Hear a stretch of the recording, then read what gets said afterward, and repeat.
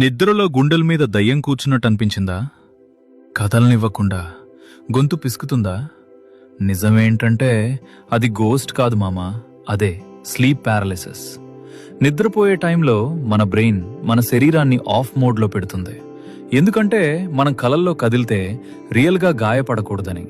కొన్నిసార్లు సడన్గా బ్రెయిన్ మేల్కుంటుంది, కానీ బాడీ మాత్రం ఇంకా స్లీప్లోనే ఉంటుంది.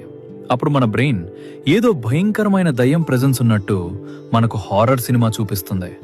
ఒకవేళ నీకిలా జరిగితే భయపడద్దు, కళ్ళు మూసుకో, నిదానంగా శ్వాస తీసుకో. ఇది స్లీప్ పారాలిసిస్ అని నీకు నీవే చెప్పుకో. కొన్ని సెకండ్స్లో నీ బాడీ మళ్ళీ నార్మల్ అవుతుంది. అసలు ఇది ఎవరికొస్తుందో తెలుసా? సరిగ్గా నిద్రపోని వాళ్లకు, ఇంకా స్ట్రెస్ ఎక్కువగా ఉన్న వాళ్లకు వస్తుంది మామా. కాబట్టి ఇప్పటి నుండైనా టైంకి పడుకో మామా. మీలో ఎవరైనా దీనికి ఎక్స్పీరియన్స్ చేస్తే కామెంట్లో చెప్పండి.